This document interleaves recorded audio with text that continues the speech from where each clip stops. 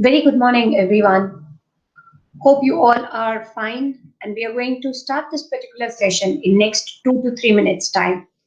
Meanwhile, can we discuss what were your experiences after the end of the session? What are the new things that you people have experienced in your life? Would you like to give certain eye-opening opinions related to the communication that we had yesterday? Can I hear something from the participants, please?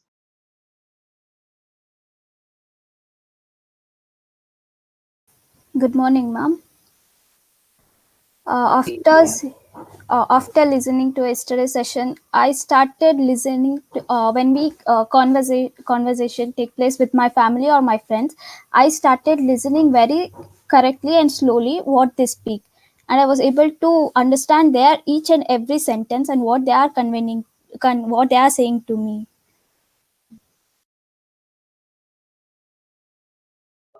That is really one of the best approaches, because the first thing and the most important thing that we should all practice is listening. There's a beautiful saying that God has blessed us with 2 ears and only one mouth to speak. So God, again, with this blessing, He says that as I have blessed you 2 years, you better listen more. And as you were given only one particular mouth, and that too with sharp teeth, you should be very cautious whatever you are speaking, because the teeth may bite your tongue. So therefore, be very careful, be very cautious while speaking. So, but human tendency, we want to speak more and we want to listen less.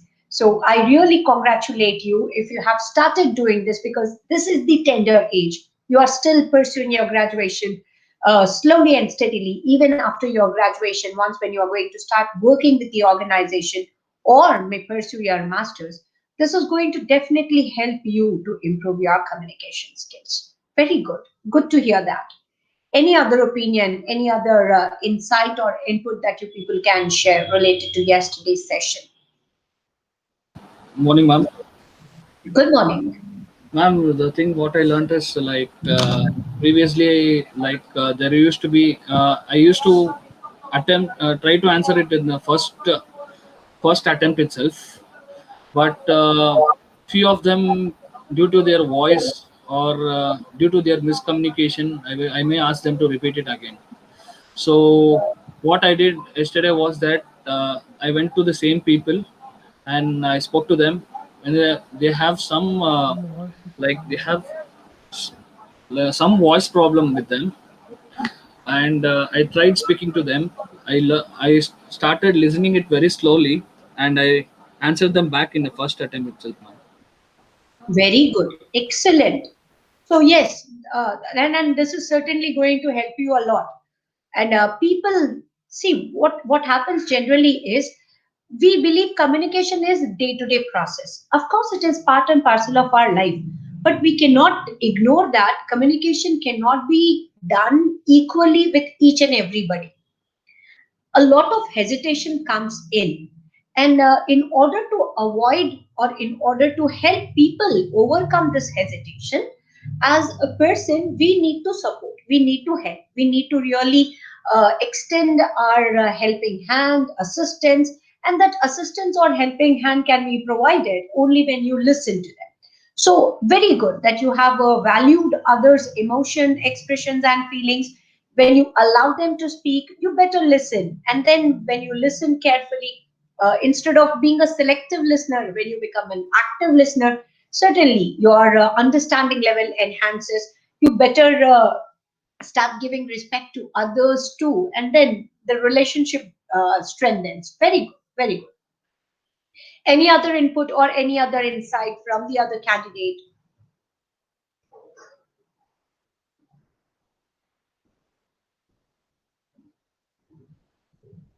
So, well, let us start today's session. As I have discussed yesterday, that in today's class or in today's session, we are going to talk more about verbal and non-verbal communication skills.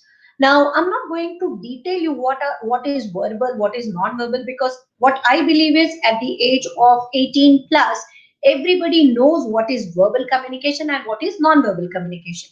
But how do we utilize it? How the non-verbal and verbal communication can impact on our day-to-day life? So let us understand about it in detail. All right. So let us begin today's class. So I once again welcome you back to this another session, day 2 of the training on business communication, particularly which will enhance your skills to become a better human being. Now, when we say verbal and non-verbal communication, the only difference is in one, there is a language which we can read and write. When we say verbal, there is a language. I may be using English, I may be using Hindi, I may be using Telugu, I may be using Kannada, I may be using Tamil, I may use different languages which are spoken. Whereas when I say non-verbal, this language is missing. Instead of language which could be read or which could be written, we are using our body. When I say our body, divided into three main parts.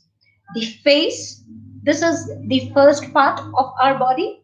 Then hands, the gestures, and the complete body. How do you carry yourself? The posture.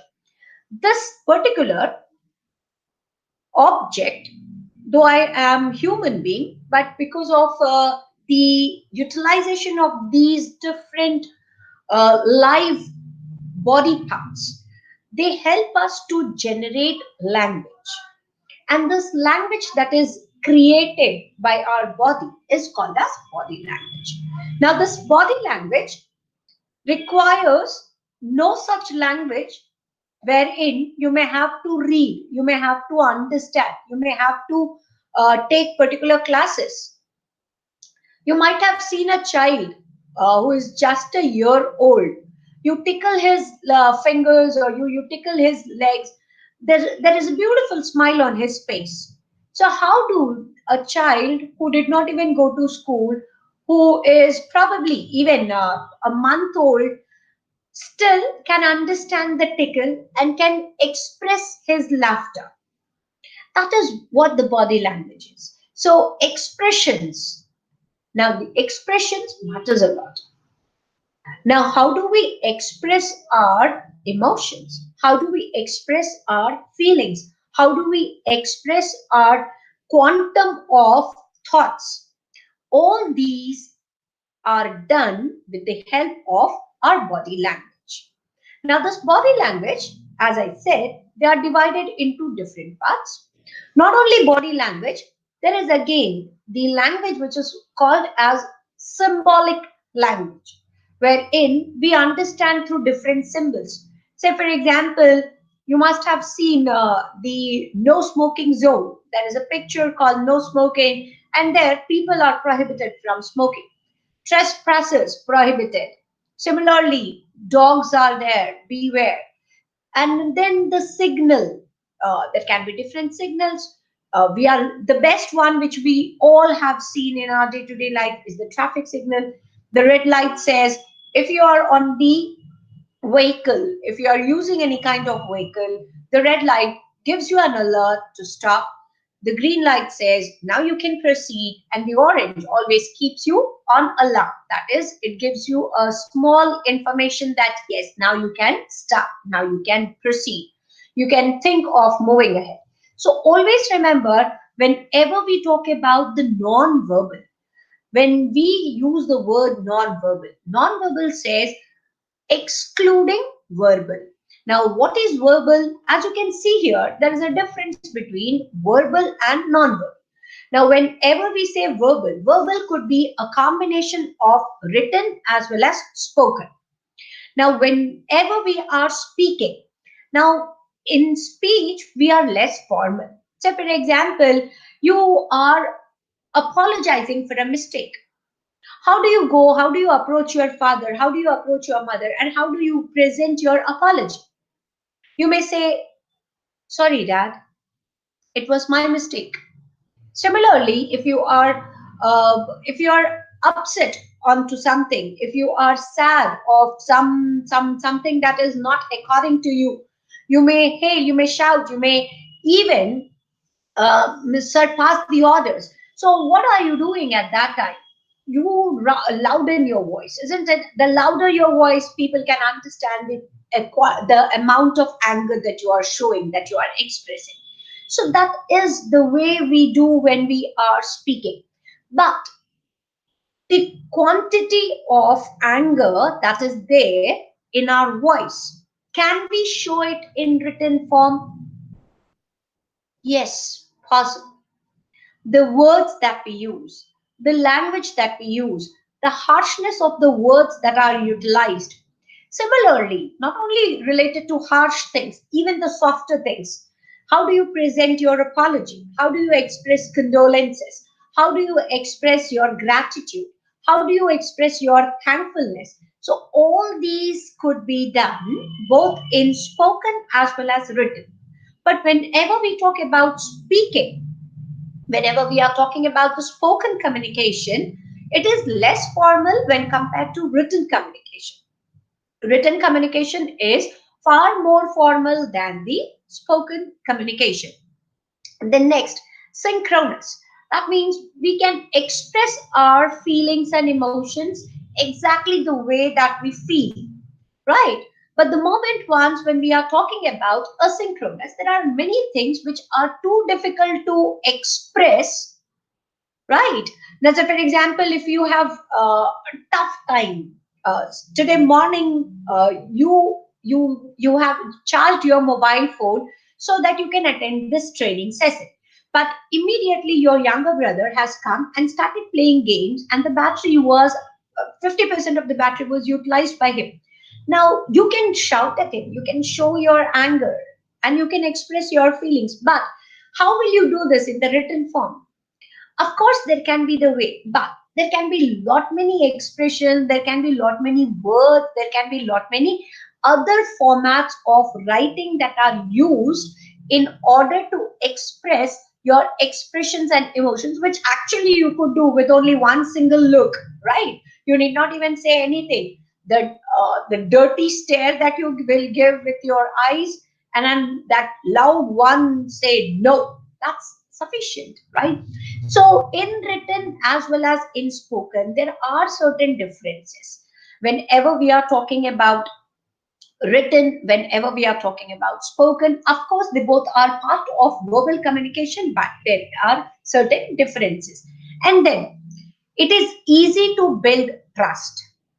Whenever you are speaking, you may say lot many times, believe me or not, I take an oath, I promise, mother's promise, father's promise, brother's promise, sister's promise, friend's promise. There are so many expressions that we add on when we are speaking in order to generate that trust and faith. But whenever we are talking about the written communication, in order to create that trust, in order to create that faith, I want you to recall the 5 steps that I was iterating and that I have emphasized while speaking about effective communication. And there it goes. Whenever we are talking about the written communication and where you want to really build trust, where you really want to add uh, the factor like belief, value, what you have to do is you need to include facts, you need to include figures, you need to include evidences and proof. Without evidence, without proof, without facts, without figures, people will not give any attention to what you are trying to convey.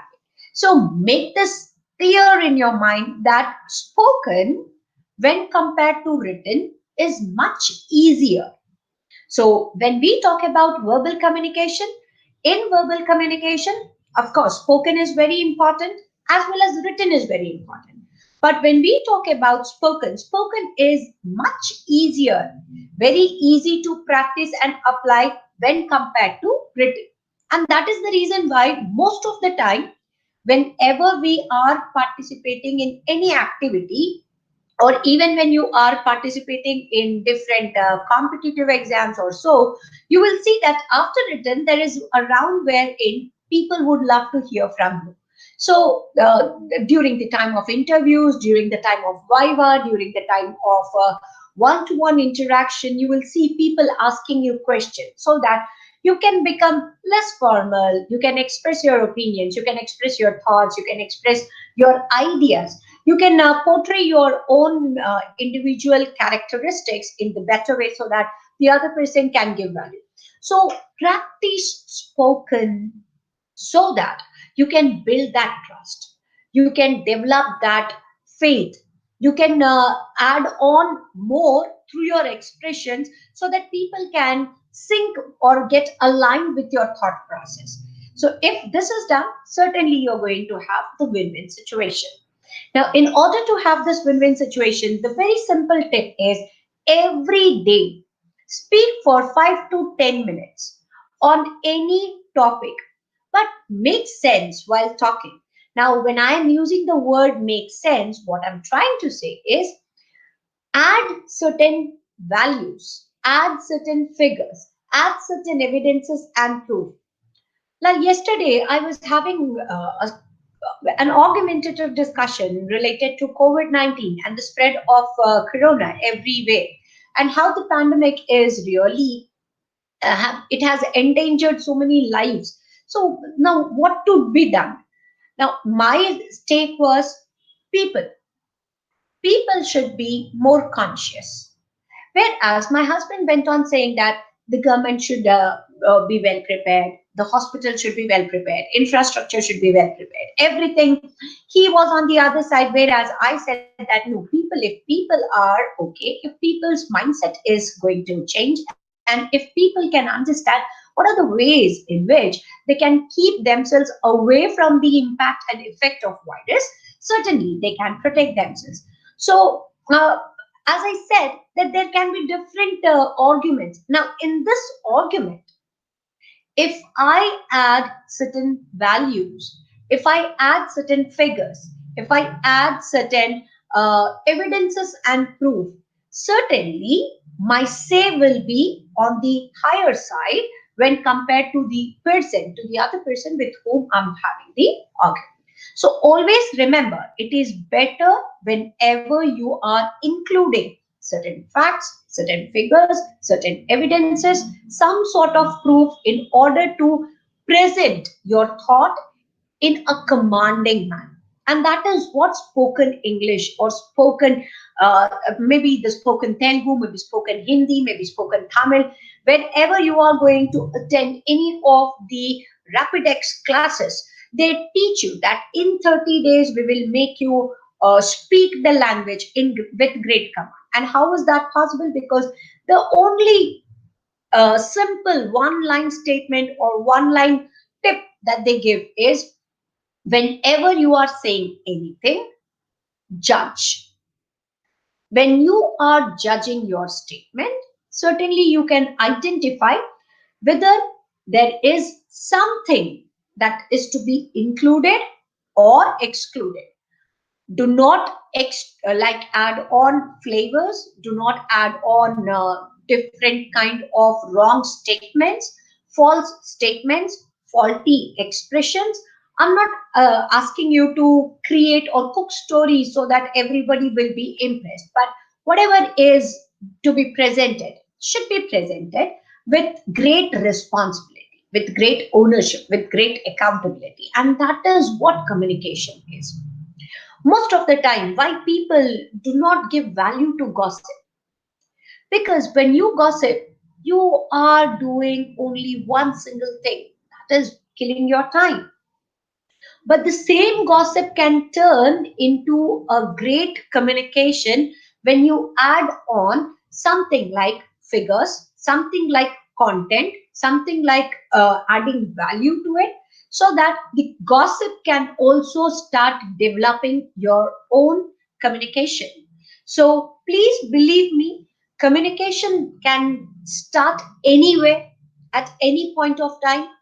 While communicating, work out on content.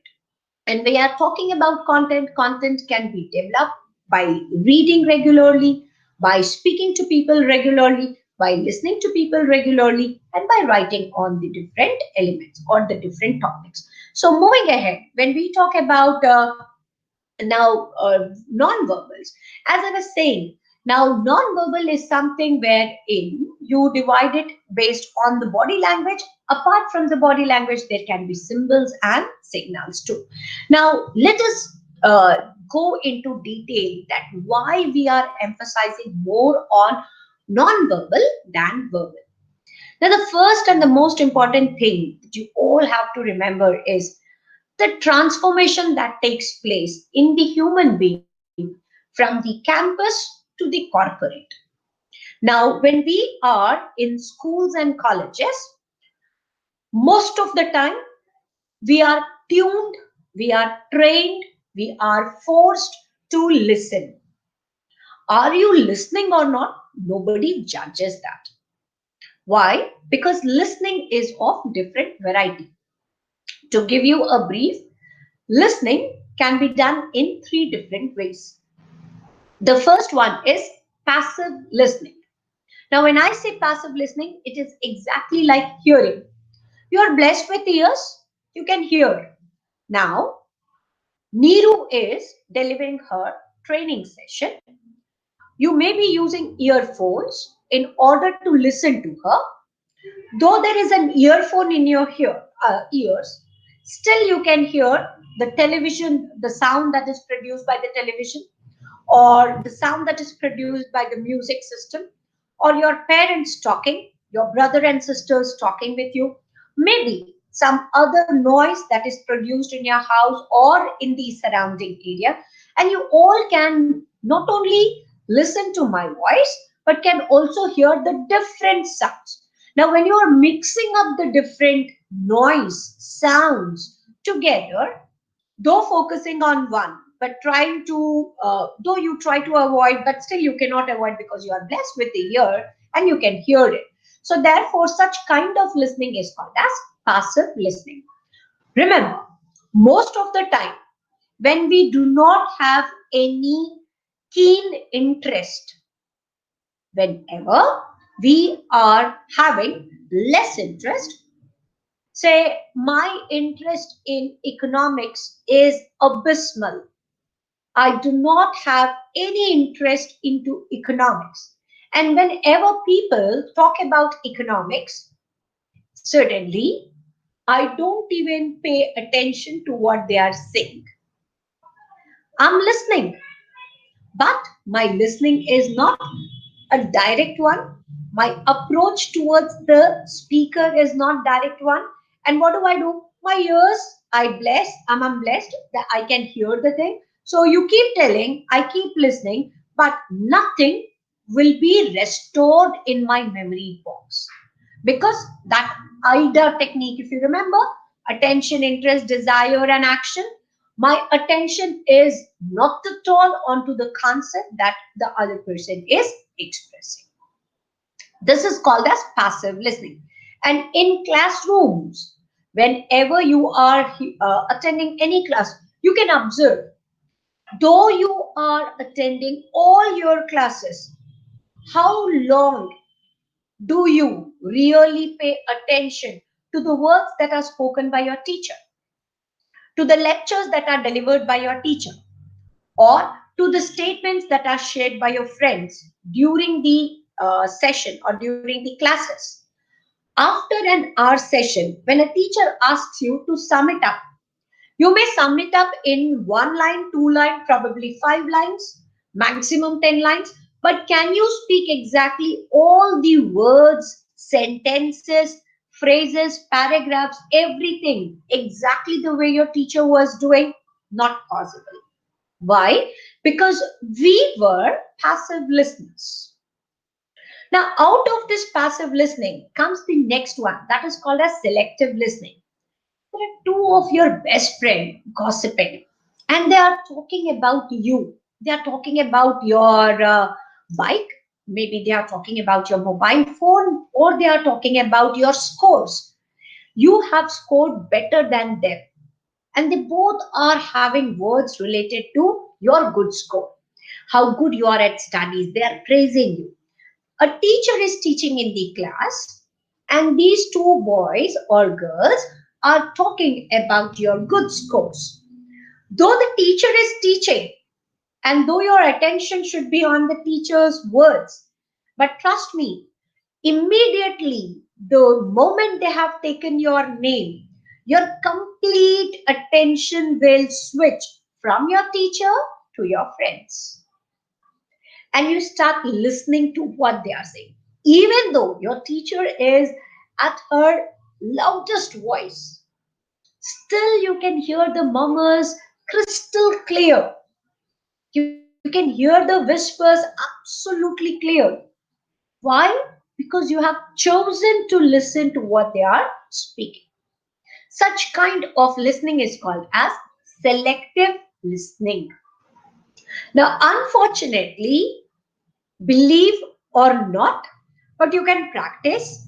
You can now, after knowing about selective listening and after knowing about passive listening, you can do this small exercise with your own self. Are you a passive listener or are you a selective listener or are you an active listener? There is a shortage of active listening. And what is active listening? You listen exactly each and every word stated by the speaker with zero disturbance. Not possible. Most of the time, we want to be active listener, but we fail. Why? Because of disturbances, because of the other elements. You may not be disturbed yourself. Someone else may disturb you. There is no other external disturbances. Probably you are not feeling well, so you are internally disturbed. So there can be different kind of disturbances. Remember the barriers that we were discussing yesterday? The personal barrier, the physical barriers, they can be socio-psychological barriers, they can be semantic barriers. Now all these barriers, that is the reason I said good communicators are those who can overcome the barriers. And to believe my words, what is the first and the most important thing that every good communicator should do? Try to reduce the barriers. It may not be possible to eliminate barriers. You cannot say that there will be zero barriers. Not possible. But try to reduce the barriers so that the communication becomes better to understand, better to interpret, better to act upon. So, whenever we are talking about listening, similarly, from passive, how you have moved on to selective, similarly, from selective, you can try your best to become an active listener. Now, how can you be an active listener? You try to create exactly the same image that is produced in the mind of the speaker. For example, when I say red apple, I see a red juicy apple. Similarly, in your imagination, you should also see exactly the same that is said by me. Now, the moment you are visualizing, the moment you are drawing the same images in your mind, certainly you are trying to enrich your listening skills and slowly and steadily you are taking one step ahead. All right. And therein you are going to work on active listening skills. Now, when we are talking about verbal and non-verbal, now please remember speaking, reading, in these two activities, wherever there is a person who is speaking or whenever there is a person who is reading, contradicting to what I'm saying, there can be a person who may be listening to them, because many a times it may happen that you are speaking to yourself. You can have a monologue, right? You are upset, you are sad, you have lost your mobile phone. So what do? You don't express your emotions and feelings with others, but you can talk to yourself. You may try to find out where exactly you have placed the mobile, how did you misplace it, what was the reason for losing it, and how can you find it out. So the self-talk that you do, the self-realization, the self-talking that happens, the monologue that is going on can again make you speak, but at the same time, you are the only one who is going to listen to yourself. Now, contradicting to this maximum time, many a time, the speaker who speaks for someone else. That means there is a speaker and there is a different listener. Similarly, there is a reader and there is a person who's going to listen to that reading. Now, whenever we are talking about verbal, listening is very, very important. Now, in non-verbal, again, listening plays very important role. Why? Because based on our listening, we respond, we react, we act. If somebody has abused you, if somebody has tortured, if somebody has harassed, if somebody has praised, if somebody has appreciated, how do you react? You generally react with the help of your body language. So, therefore, please remember that verbal and non-verbal, most of the time, they go hand in hand. And non-verbal is again very important. Why? Because maximum times our expressions they come out of our body language. Now, where are we going to use this non-verbal communication? As you can see, there is a transformation which is taking place steadily in our life. The one who are students today, after a year, probably after 5 years, they all are going to join the corporate houses. Maybe public, maybe government, maybe the private ones, maybe national, international, wherever they are capable enough of getting a job. Now, once when you are entering from the campus to the corporate, the most important thing you have to keep in your mind is now, the assignments and the semester exams or even the end term exams are going to switch. Now, here you are given assignments, semesters, midterm, semester, end term, but there you will be having lots of deadline, timelines to finish up your project. The second is there are few people who are associated in your life. Say, for example, when you pursue your BSc chemistry, you are a student of chemistry, so therefore you have to attend all the lectures which are related to the student of BSc chemistry. In your same college, there can be students who are pursuing BCom and they do not come to attend your class because their professors are dedicated professors who are going to teach that particular subject. So when we talk about professors in our school or college life, they are going to now transform and their role will be taken by the managers. Now, similarly, the kind of leisure that we have, you can give lot many excuses in your school days or even in your college days. I'm unwell, that's the reason I could not do my assignment. Teacher may give you a daytime. Teacher may cut your a couple of marks.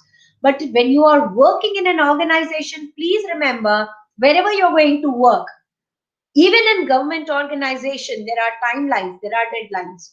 Otherwise, the project will be considered as a failed one. So therefore, you have to identify how to overcome your sluggish nature, how to overcome your laggard nature, how to work on time, how to manage time.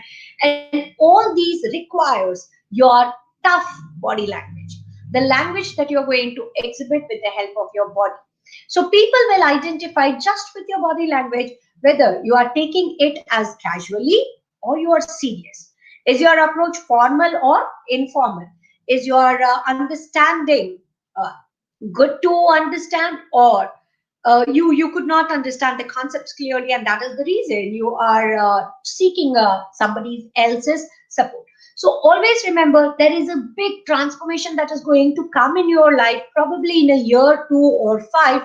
So how do you prepare yourself for that particular transformation? And that is possible only when you're going to work on your skills. Now, when I say skills, what is the basic thing that you have to do is first try to groom yourself.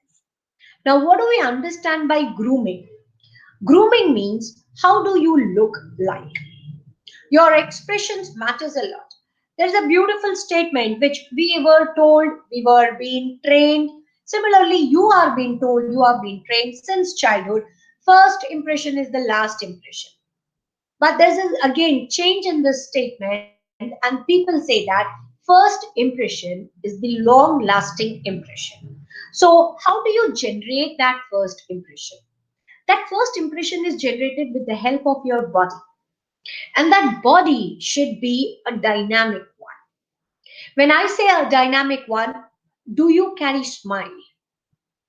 Is your personality really a loud, a sound, a body which shows that yes, you are good enough to take up the responsibilities?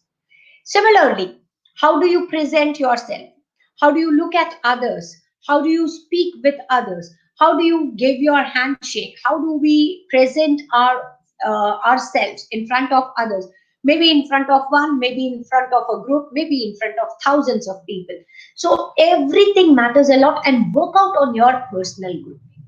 And in personal grooming, right from your head to toe, you have to work out. Generally, the present generation, I'm not talking about you people. Probably you may be very good at all these, but you must have seen certain people, they don't value the occasions. Even when you are entering into a party room or when you are entering in college, their looks are similar. They look alike. But are we supposed to look alike? Certainly not, because college is a place where you are going to gain knowledge, whereas party is the place where you are going to chill with your friends, to have the wonderful, relaxing time, and to enjoy the day. So, therefore, how can we have a similar look? Similarly, same kind of clothing. Similarly, the same kind of the expressions that we carry on our face. So we have to work out on our expressions. You have to have the different expression for the different time period so that you can express yourself in a better way. If that expression is not worked out, what is going to happen? You will be flat. What do we understand by flat expression? Even if I die tomorrow, and when you have to attend my funeral, the expression will remain same to recalling that particular day when I was having a great gala time, having great fun, having great enjoyment, when I was partying with my friends. So I cannot have that flat expression. For each and every moment, I need to have a different expression. I have to work out on those different expressions. And if I do not work on my different expression, in case if I'm having flat expression, I cannot articulate my thoughts in better way. In order to articulate in the sense what you want to convey. If you are conveying something which is very happy, jolly go, happy going, with full of fun, with full of entertainment and enjoyment, the expression demands joy, smile, that glow on your face. But in case if you are expressing something related to the severe situations like students not attending classes on regular basis, students not paying attention towards their semester exams or not completing their assignments, you being the team leader, there is a presentation which is going to be presented by your team member, you have worked very hard, but other members of your team, they are not at all cooperative. So how do you express your emotions and feelings? You cannot have the flat expression every time. You cannot say, okay, chalta, everything is possible with me. I have a jugaad and I can do everything, anything. I'm a single, like a single man soldier. And so therefore, whatever I want to do, I can do it on my own. I don't need the support of others. Are we going to live like this? No. Because tomorrow, when you're going to enter into corporate itself, the word corporate means together, in team. So you should know how to work in team. And for that, the first and the most important thing is you have to have a proper combination of different things on your own body. Your hair, if it is not well trimmed, your hair, if it is not properly combed, or or if it is not properly bund, or even if it is not properly plated, and if every piece of your cloth is dangling, loud jewelry, loud makeup, heavy jewelry, again, these are not going to add value. So you should know what is right, what is wrong, and how to work out on your expressions. If you can work out on your expressions, because the first thing that you're going to exhibit in front of others is yourself. Only then people will listen to you. Only then people will pay attention to what you are saying. So first and the most important thing is you have to work out on your expressions. Know what is important and then accordingly identify how to do better. Now, why we should think more about ourselves? Because that is the best investment. The more you're going to invest on yourself, it is going to pay you a lot in return, because that is going to build up your relationship, that is going to build up your personality, that is going to build up your identification in the minds of others. So if you are going to invest on yourself, that is going to help you to develop better relationship with others. The personal hygiene, this is very very important when we are talking about the non-verbal. Many a times people, they believe if their hair is not well combed, that's a fashion. Now fashion, on the name of fashion, on the name of trend, you cannot cheat everyone. So know what is the right style, what is the right trend, and apart from trend, whether it matches to your personality or not. All right, that is again very important. Now, low waist jeans was introduced by a person whose torso part was very long. Say, for example, you can recall Amitabh Bachchan. Now, if you recall Amitabh Bachchan, if you see the torso part, say, for example, his legs are too long and his chest and the body part is small, shorter when compared to his leg. So for such personalities, something which was called as low waist jeans were introduced. But now look at a person who is very good at personality. Still, you will see him or her wearing low waist jeans. Does it matches to his or her personality? Nobody challenges, nobody questions them. But are they doing right or wrong? They are absolutely wrong. So identify what matches your personality and then do value it, because the personal care, the personal hygiene matters a lot. So how do you keep your hair? How do you keep trim your nails? How do you carry yourself? Whether your face is well washed or not, the hands and legs and the teeth are well brushed, presented or not. These all things matters a lot. And when you do not value these, certainly it is going to create problem. Now, apart from that, we should also work out on our outfit. We have to work out on the outfit because the outfit that we are wearing represents the organization. Say, for example, when you're wearing college uniform, I don't know how many of you have the college uniform, but generally I see in college, it is a practice. The best practice is students are given full sleeve shirts. Now, most of the time, be it a girl or be it a boy, whenever you see them wearing the full sleeve shirts, they unbutton the sleeves, they fold their sleeves, and they keep roaming here and there with their folded sleeves. Now, do we really understand when do we fold our sleeves? Certainly not. A folded sleeve shows that you are on task, you are doing something which is manual, which needs the which demands for your sleeves to be folded. But once when you are working, or once when you are studying in college, or even working in good organization, there are people who are given the task of doing the manual job. You are not meant for doing the manual job. There you are going to represent your personality, and your uniform is representing your institution. If you do not give respect to your uniform, that means you are certainly not giving like respect to the institution. So, how do we tie our tie? Generally, the tie dangles. It is not tied properly. Rather, you tie the knot once for a while. Every day you loosen the knot and you pull the other end to stretch it high, and you don't even know where to tie your knot and how to tie the tie properly.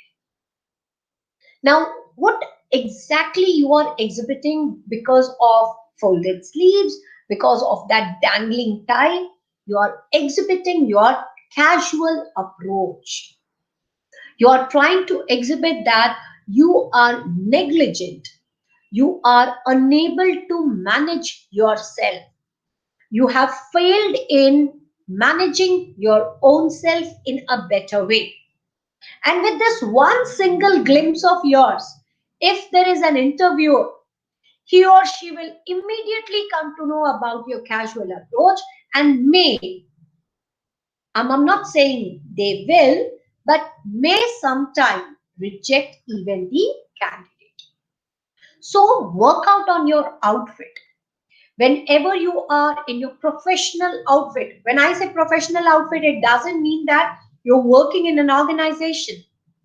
Even if you are a student, when you are going to college, when you are attending workshop, seminar, or conferences, whenever you are attending your everyday classes, you should work out on the dress that you are wearing and work out on your outfit, because that is going to exhibit your personality. There are common mistakes which are done by us. These are again non-verbal. And when we talk about these nonverbal, you will often see one or the other friend or pal of your doing or committing this mistake. Many a times, people keep eating when they are talking to others. That's again bad. That's considered as indiscipline, ill mannered. While talking, you cannot eat. While eating, you should not talk. You can do only one thing out of these two: either you eat or you talk. So do not do this. All right. Similarly, chewing gums. Often you will see in the classroom one or the other student continuously they keep chewing the chewing gum. That's again bad. So you should try to eliminate this, and you have to even tell others that this is bad. This is offensive. And if you are doing, or if someone else is into practice of doing this, you are in fact insulting your own self. Generally, people believe that if I'm chewing in front of my teacher, it shows how bold I am. No, you're not bold. Rather, you are insulting yourself in front of everyone. So, what is the fun of insulting yourself? Do not do that. Similarly, drinking water or maybe the other things in front of other people without offering them. So, these are common mistakes which generally we see even while while sitting in the canteen, while sitting in the mess. Whenever you are having your lunch, whenever you are having your dinner, if you're having your breakfast, you have to take care of all these, because these non-verbals will definitely matter a lot, because manners and etiquette are the one which combine together to form a better personality. And if you are good manners, it is going to open door for the best education, which you could not think of, which you cannot even imagine. But in case if you are bad or ill mannered, what is going to happen is even the best education that has been imparted to you people will have no value at all. So mannerism comes with the help of your body language, and you have to work up. Now, I went on talking about body language. Now, why people emphasize more on body language? There was a psychologist named Albert Mehrabian. I want you all to remember this name.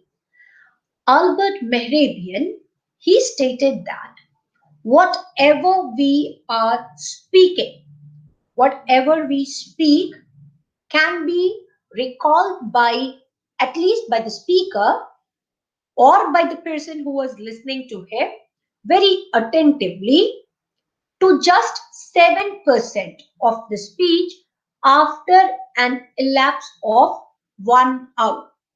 After an hour, if you ask a person, what did I speak? And then if you are trying to find out, only 7% of the information could be recalled. Whatever is written, that could be recalled up to 38%. Spoken through voice, 7. Something that is written, picturized, 38%. 55% of our communication happens with the help of our body language. Now, 55% is more than 50. You should understand that. And if you are not working out on your body language, that means the one who are observing you, they are going to first observe your body language. Only then they are going to observe the other body parts, or they are going to observe the verbal skills. So work out on your body language. Now, what are the things that we have to work out? The first and the most important thing is we should work out on our facial expression. Carry a smile. What's wrong if you smile and say hello to your friends every day? Now, you can do this activity right now. The moment you are continuously smiling, even if you smile for 5 to 7 seconds, no thoughts will come in your mind, and whatever you are listening, you can listen actively. If you are smiling, no thought can cross in your minds. The moment there is a thought, you will see the smile curtailed. The smile vanishes. It disappears. And then you are thinking, and based on the thought, your expressions will change. So, the first and the most important thing is smile. Whenever you are trying to pay attention, and if you really want to have this command on having the attention of what others are trying to say, continuously smile. Now, wait a bit. When I say continuously smile, I did not say that without thinking you should smile.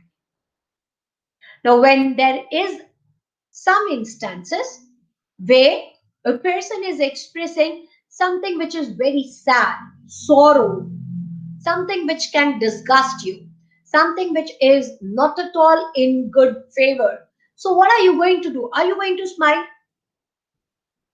If your father scolds you and he's going continuously scolding you, so will you be carrying that smile in front of him, and will you say that during the training session I was being told that if I carry that smile, I can listen actively and attentively? Most of the time, you don't smile. Reason being, you are not paying attention. You don't want to pay attention. Similarly, when somebody scolds us, we don't smile. Why? Reason is very simple. We don't want to keep that as a baggage in our memory box. We want to forget that somebody had scolded us. Of course, we learn from our mistakes. Of course, we do learn when somebody scolds us, we do understand that we have hurt their emotion and that is the reason they are scolding us. But we don't want to carry the baggage of sorrow. We don't want to carry the baggage of bad or unhealthy expressions in our mind. So we tend to lose it from our memory box. But the more you want to keep it in your memory box, remember, always Only those instances will be there in your memory box where you had a great time, where you were laughing instead of smiling. It extended to one more level, wherein you were laughing a lot. So keep this in your mind that laughter can definitely add value. Smile. But of course, there has to be some sense when you are laughing, some sense when you are smiling. Make sure that you are using right expression and accordingly you are presenting your body. Now, under this facial expressions, smile is first part. The second is eye. Do we have a proper eye contact with the speaker while communicating? Do we continuously look at the person, or are we scared of looking into the eyes of others? If you're scared, that shows your hesitation. That shows your poor preparation. That shows how poor your knowledge is, or how poor the command of that particular topic is. The moment you draw that eye contact, it develops within you a confidence level. And when you're very confident, whatever you speak, certainly there will be a smile on your face, and you can speak it with great charisma on your face. And people will start respecting you. So, therefore, work out on facial expression. Gestures and postures, of course, a lot has to be learned, a lot has to be dealt, a lot has to be informed and told. But though in this particular training session, I may not be able to explain about gestures, postures at length, but do understand that whenever you are exhibiting yourself, when you are placing your body should not be at ease. Don't leave it casually. Try to have a complete control and command over body so that people will listen to you very attentively. And when you do that, what is going to happen? You will see the miracles happening. People will love to listen to you. People will always enjoy sharing their emotions, their feelings. Of course, along with your body language, you need to use these magical words time and again. They act as healers. And we should not forget, the more we are softer, the more we are colloquial, better it is for us to build a relationship. There's a beautiful proverb where in each and every training, I have quoted this. There's a beautiful saying, praise loudly, blame softly. Most of the time, you might have seen in our real life situation, people, when they are blaming, they shout. They shout over their voice. Whenever they are condemning, whenever they are criticizing, whenever they are pinpointing, whenever they are backbitching, they are very loud and they enjoy the negative criticism. But whereas if they have to praise someone, they will be praising very softly. This is not at all acceptable. What is the acceptable part? Praise loudly, blame softly.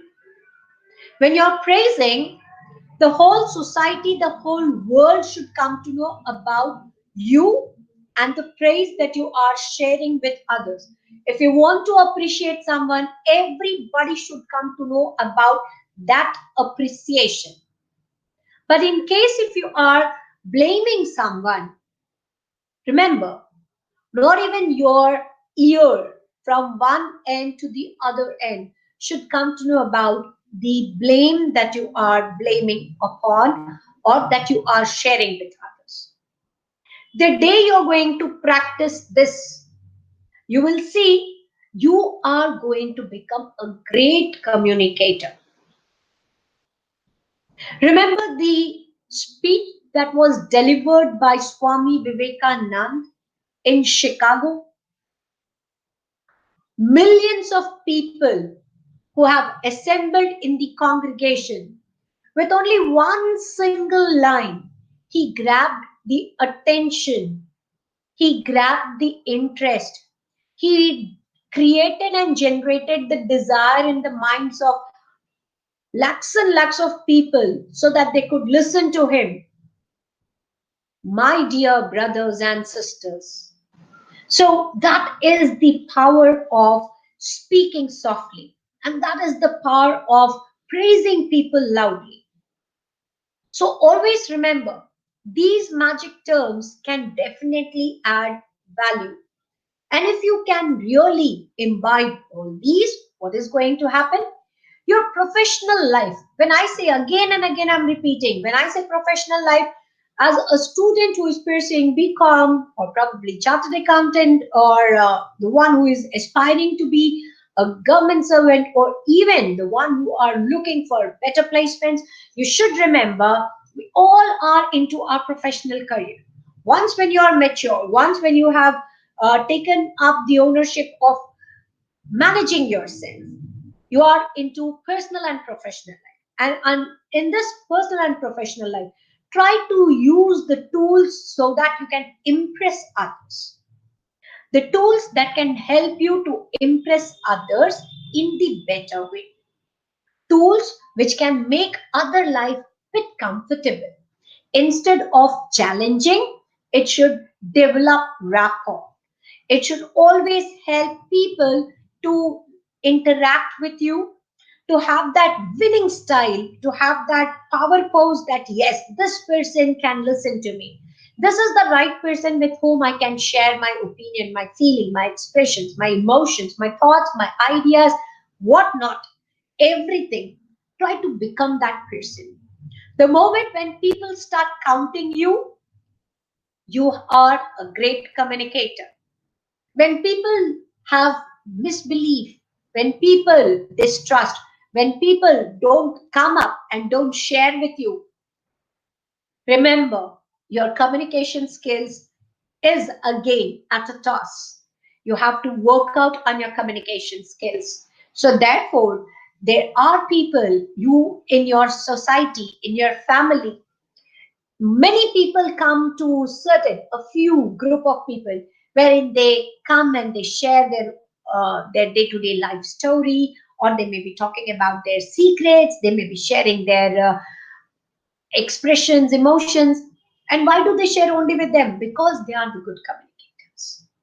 So are we really trying to become such good communicators? If so, what are the other things that we have to take care? Now, in the professional life, as we were talking about tool, generally, handshake is a tool. Of course, during the corona time, everybody went back and started doing namaskar. But apart from namaskar, even today, we should know handshake is going to be part and parcel of our life. So every handshake will have different sense. There can be the first, which you can see, fingertip, which shows that you are not at all having the same mindset.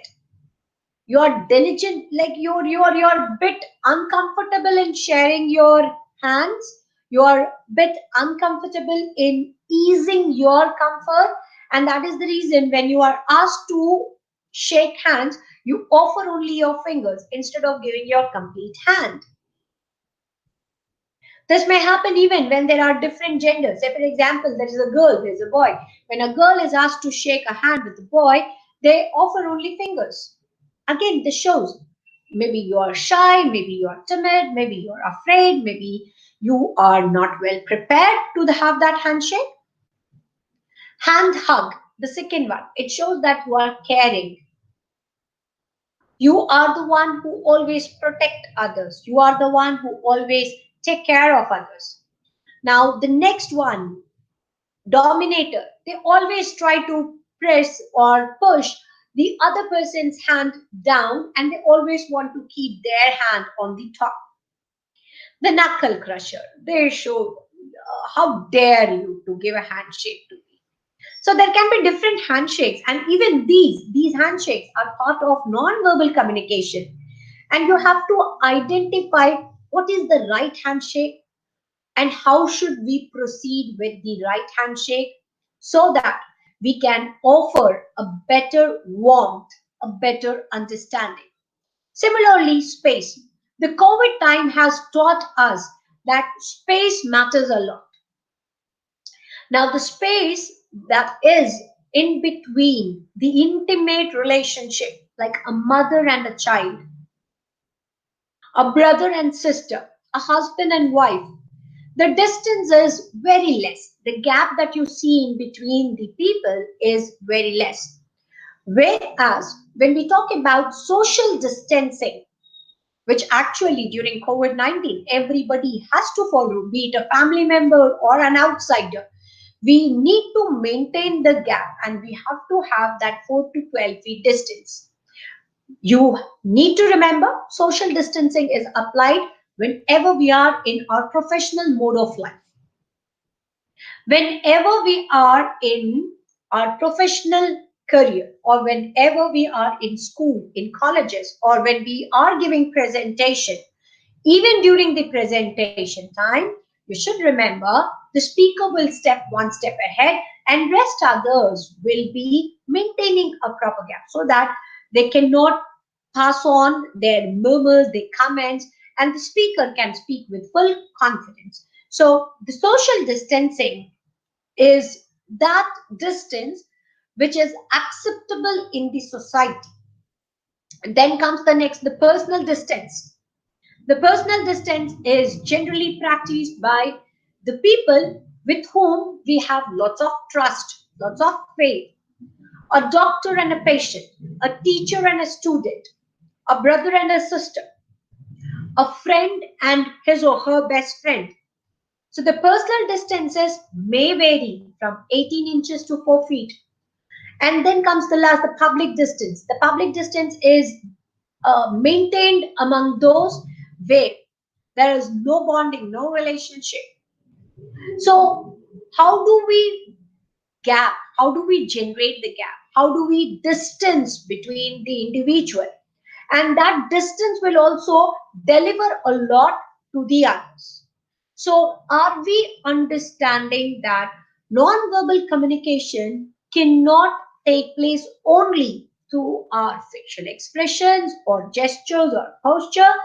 The distance that we maintain from one person to the other will also help people come to know what kind of relationship we have. So it could be intimate distance, it could be personal distance, it could be social distance, or it could be the public distance.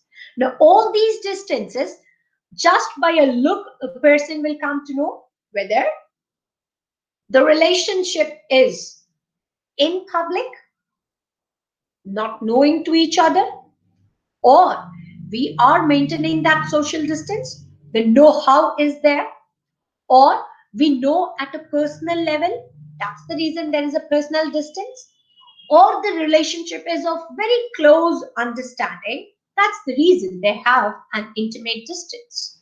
So knowing these again adds value, because many a times when you are talking, when you are speaking, you should know what should be the distance that you have to maintain from one person to the other. You cannot go up to intimate distance. Of course, there can be personal distance, there can be social distance, again, not even public. Because if it is public, that means there is a tough wrestle which is going on between the two different personalities. They do not want to see each other.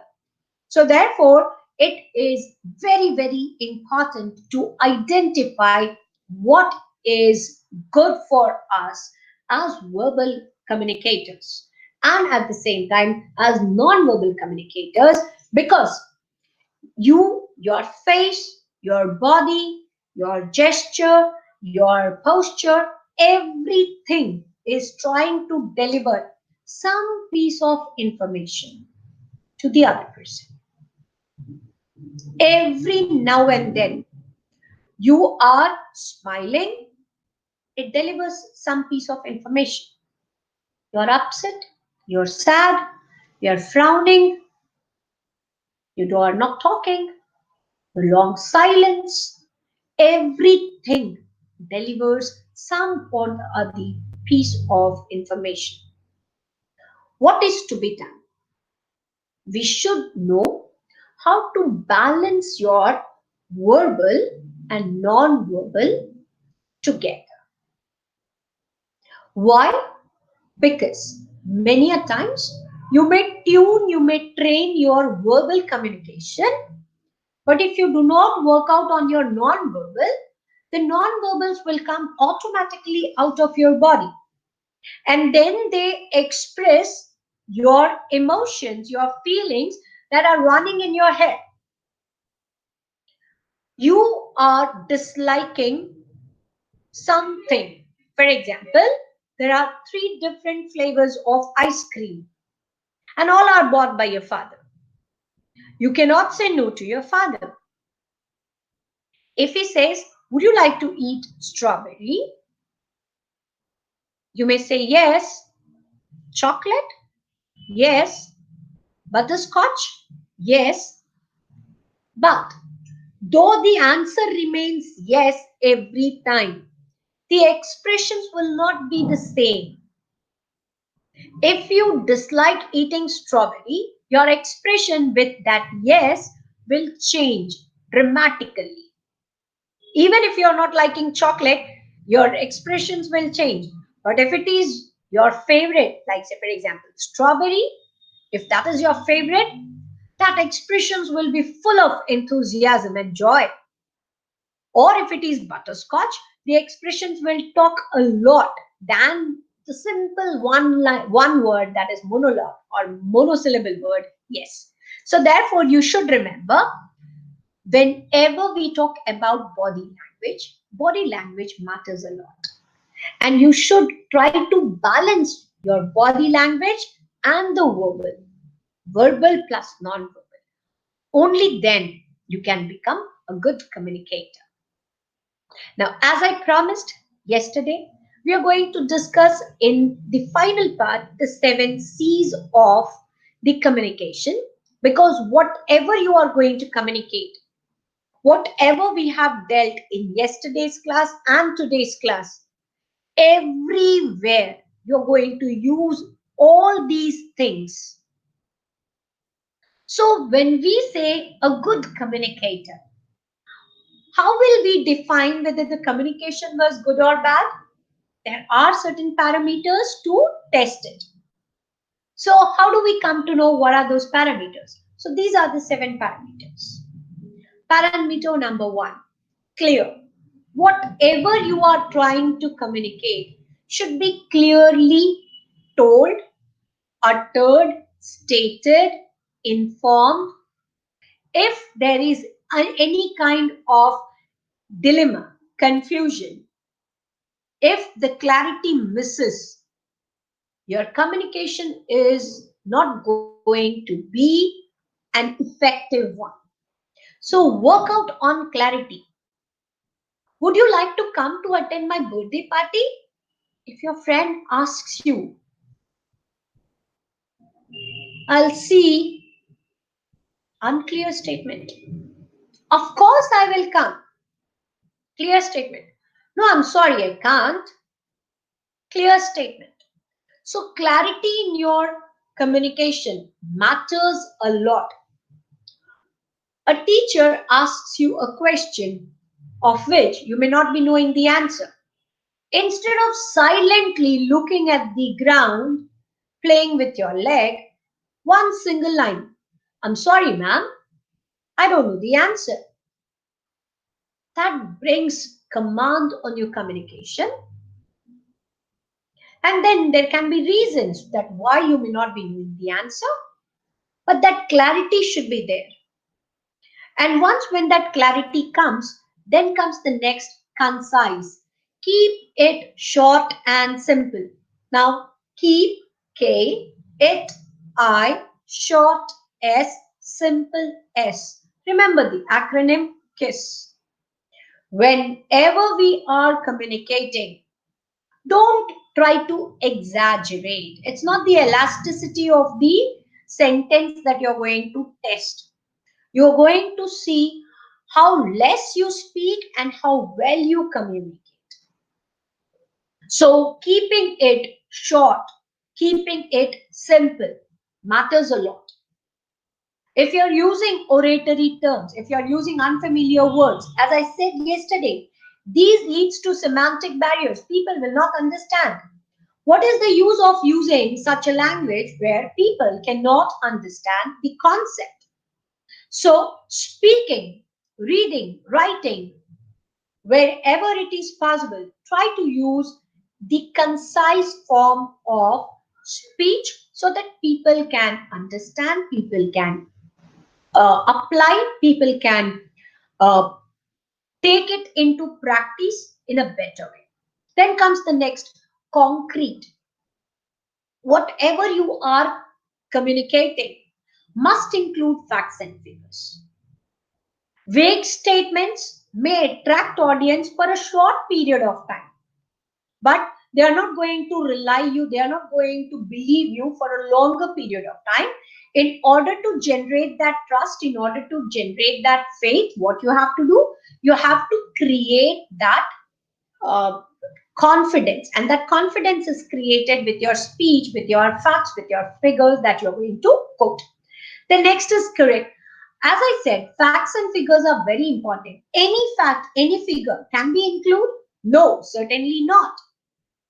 So, whenever we are talking about the correctness, correct means whatever is quoted is absolutely right.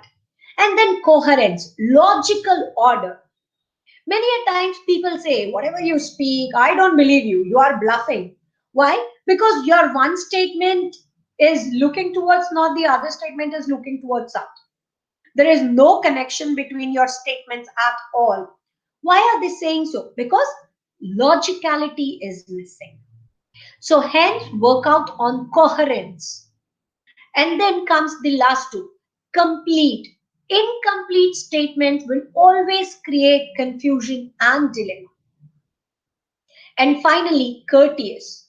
The language that we use should always be courteous. I don't know why, but the present generation, they enjoy slang.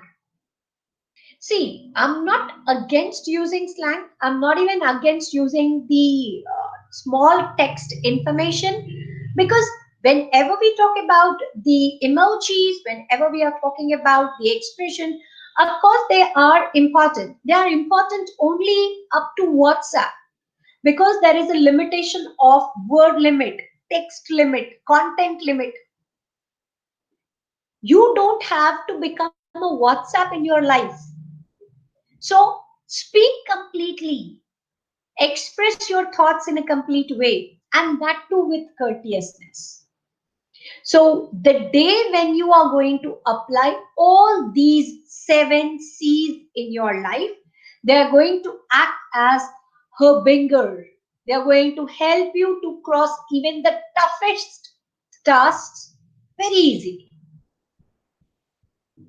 To get good marks in your examination, every answer that you are writing must include 7 C's. If they include 7 C's, you will see your teacher is going to give you complete marks. Why? Because they could understand the concept clearly. You have written to the point. The point includes all the relevant facts and figures. It is in totality correct. It is in totality, that is, it is completely presented, logically well presented, and that too with courteousness. So the day when we start practicing all these, it is going to act as miracle. And these 7 C's act as not only the pillars of communication, they are the basic principles of communication. I hope every one of you will start understanding the importance of verbal and non-verbal. Not to forget, Albert Mehrabian very clearly stated, voice The information shared by speaking, 7% of it will be recalled. Through letters, images, pictures, 38%. And through your body language, 55%. And 55% matters. So, how do you manage that 55%? How are you working on those skills? As I said, every time that you are speaking, be very conscious. Don't speak just for the sake of speaking. Don't attend classes just for the sake of attending. What is it going to fetch me? A certificate. I'm here to just gain a certificate. If that is the motto, sorry, you have landed in the wrong space. So therefore, you better decide how do we channelize all these things together, right from yesterday's topic till today, whatever we have discussed. Do you really think that this makes sense in our personal life? Of course. How many of your parents or how many of your mother, they keep saying that, see, these days you are not listening to me. Many a times they believe that you are not listening to them. Many a times they say that you are speaking very rudely. Many a times they say that you don't even pay attention to what we say. Why are they asking us these questions and why do they criticize like this? Are they all fools? Have they not gained experience? Why? And the answer to this why is somewhere through our body language, somewhere through our verbal communication, we deliver, we share similar kind of opinion which they reiterate, which they keep saying time and again. So stop this. That's all in today's class. I hope the basic of communication skill, how a person can improve his or her communication skill, is now clearly understood by you all. In the next classes, we are going to work out on the written skills because we all are going to step from our personal life to the professional life. And when we talk about professional life, writing plays a major role.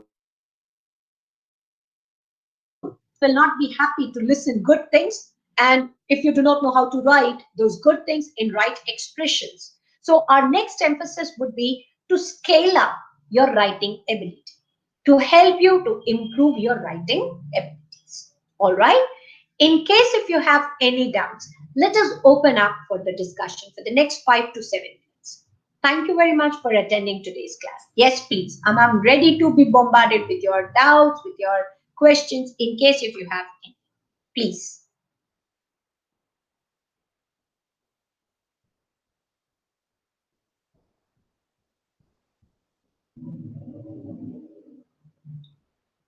See, for a teacher, having no doubts means either the teacher did not teach things well, or whatever you people were listening was already known to you also. Therefore, this has not generated or created interest.